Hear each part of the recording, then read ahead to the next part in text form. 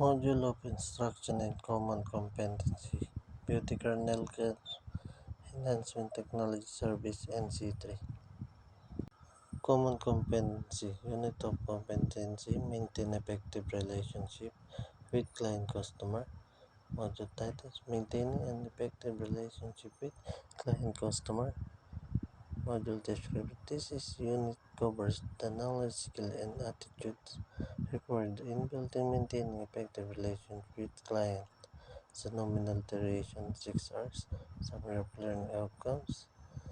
LQ1 LO1 is maintain a professional image, meet client requirements.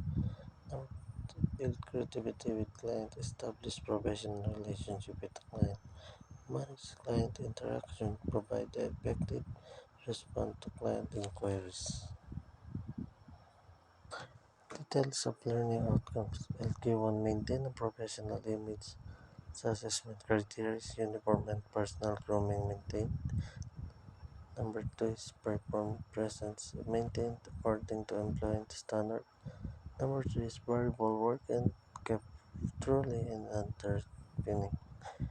Number 4 is equipment stored according to assignment requirements.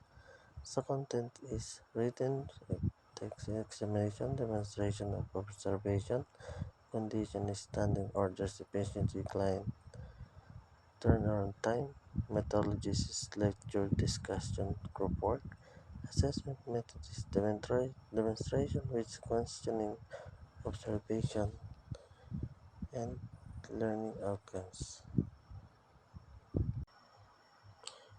LQ3 is build credibility with clients. Clients' expectations are relative for functionally with.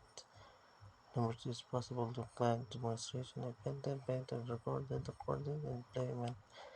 The client is one of the content is reading test. Tapos doon po namin yan nakuha sa may TR po. Okay. TR section 2.